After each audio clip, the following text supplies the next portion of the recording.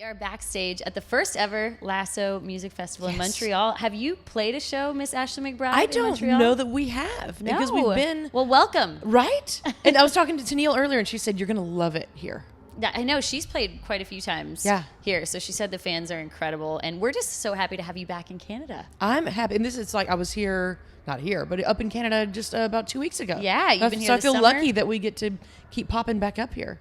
And working on new music while you're back out on the road, or how's that working? Because I feel like everyone's adjusting to being back out, busy touring again. Yeah, I feel like we jammed 2 years worth of touring into a year, and then it was time to make a new record.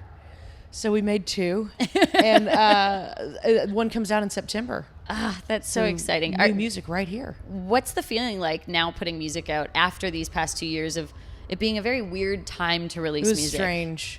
Because we had a record come out during what I call the Great Separation, which I was like, this is cool. People need music right now. And I was that way with like the Brandy Clark record. I was like, I'm so glad I have this record. And so now putting it out, I feel like we're chomping at the bit, especially live. Yeah. Because we've been living with the last record for the last 2 years, and so has everybody else. So if we're chomping at the bit to play new stuff, everybody's chomping at the bit to have new stuff. Well, I'm so excited to have your new record because I remember getting to go to your first ever album release party. Oh yeah, it was at like a dive bar. Yeah, well, I mean, shocker. It was at a dive bar, right, in Nashville, I think. Mm-hmm. And it was it's been so cool to see downstairs dive bar. Yeah, lots of red lighting and carpet. It was cool. Where it didn't belong. Yeah, but look where you have come since that. I know, it's amazing celebration. Yeah, so cool. This is so cool. And in fact, we're gonna put something from the new record in the set tonight. We're gonna try it out. Might as well try it out here, right? Why not? That's so cool. Do you have a song on the new record that you are most excited to release? Because I feel like they're like your kids. They are. And I know you're not supposed to have favorites, but my parents do. And so do I. There's one on the new record called Bonfire at Tina's that I'm just so excited about. And I know we can't put that in the set yet, so we put one called Brenda Put Your Bra On in the set. I know, you're like, what is that title? Why not that title? I feel like it's called that, and then I feel like it's going to be like a really sentimental song, because that's kind of what you do. You like really shock people, but is it a fun one? It's a Brenda Put Your Bra On. It is a lot of fun. I tried it out for the very first time last night. Okay. And items were thrown to the stage. Bras. And I was like, oh, okay. Should have seen that coming. Yeah, I guess you didn't think about that. Yeah, but this song is about putting it on, so... They're taking it off. It's a risk I'm willing to take. All right. Well, I can't wait to see the bras fly. Okay, I have to ask you because I saw something about you having a friendship with Dolly Parton that started with a fire at her lake house that you were a part of. Yeah, I don't know how did this happen? I don't know how this made. I saw it as a headline. Yeah, I saw it as a headline on Instagram, and I was like, how did this happen? I'm like, I'm going to talk to her. I need to ask more about the fire. I was working for Dolly and her family. Really early on when I moved to Nashville, and I was hanging out with a couple of her nieces. That's how I got the gig, and the whole gig was to just babysit the house. And help pack and not start a fire. Right. Yeah, that was nowhere on the list of things I had to do. But it was like, pack boxes and things so that rooms could be emptied and then papered or painted or whatever. And, a box of Bagel Bites caught on fire in the microwave. Oh, yeah, you're not supposed to put the box in. When a box of Bagel Bites catches on fire in a microwave, it produces a yellow smoke. Oh. It's lovely in a freshly wallpapered room. And so... being the good Arkansan that I am, I just unplugged it from the wall and grabbed it and ran outside, fully on fire. Of course you did. There was a small dog in the house, and I was like, he can't breathe this. Yes, not the dog. Place myself in danger. I got it out into the driveway, and all was well. And then Dolly did give me the microwave. Oh, that was nice of her. Yeah. Do you still have it? It just smelled like old burnt bowling shoes. It was just a terrible smell. That is hilarious. All right. Well, speaking of homes, you got to go home recently. I saw play a show in your hometown, which I feel like has got to be more special than playing anywhere else. It is. It's also like just a guarantee that things are going to get rowdier than you anticipated. Of course. Yeah. And that's fun. And your whole family was hanging out backstage with you. But I saw you post... So many people backstage with you, which is fun, but it's got to be almost a little overwhelming, too. It is a little overwhelming, yeah, because my drummer is also from Arkansas, and our keys player is also from Arkansas. So we've got family constant, and I want to entertain, and I want to be with everybody, and then I forget that I have a thing I got to do. You got to actually work at some point. But you posted some pictures of these muffins that your mom bakes for you when you get to go home. Yes. And I just need to know what they are and if you will share the recipe because they looked amazing. They were blueberry muffins. Okay. And this time it was a brand that I hadn't heard of, that I want to say it was Krusty's with a K, but they were delicious. But my mom has always made us muffins. Okay. Anytime we go home. In fact, when I was in like high school, my friends called her the Muffin Mom. The Muffin Mom. Yeah. Anytime there was any kind of event, my mom was there with some sort of baked good.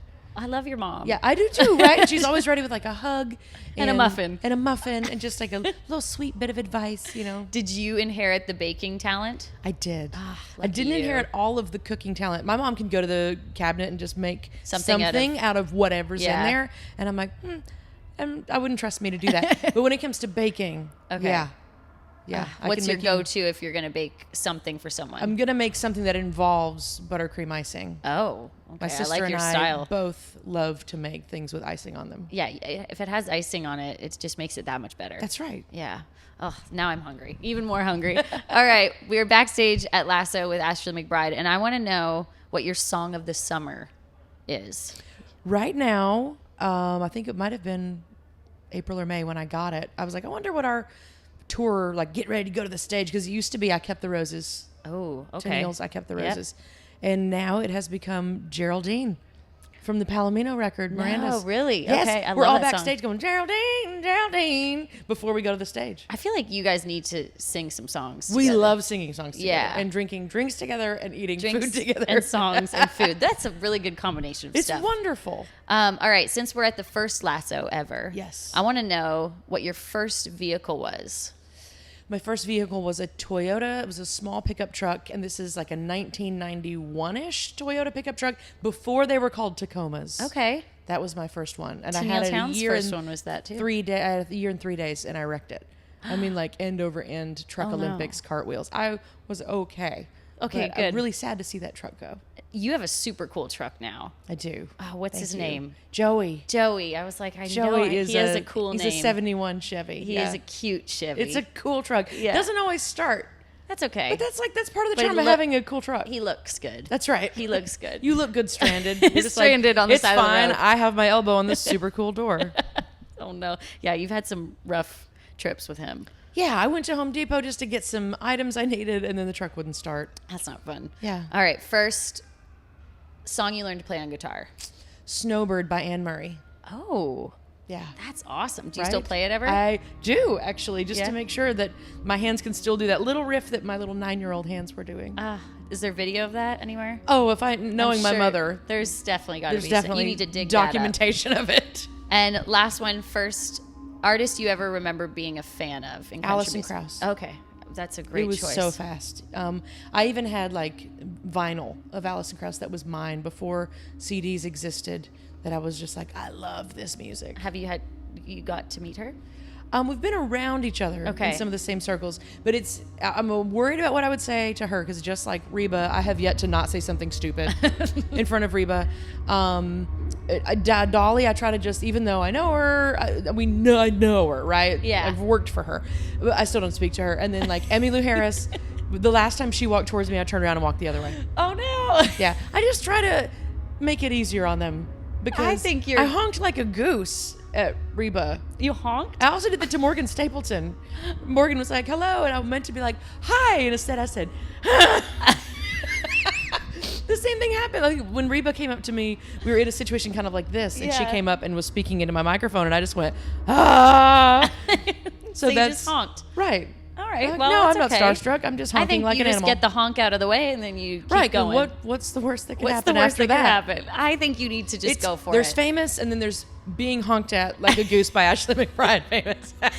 And on that note, we are going to end it on the honk. And thank you, Ashley McBryde, for joining us on Pure Country. It's a blast.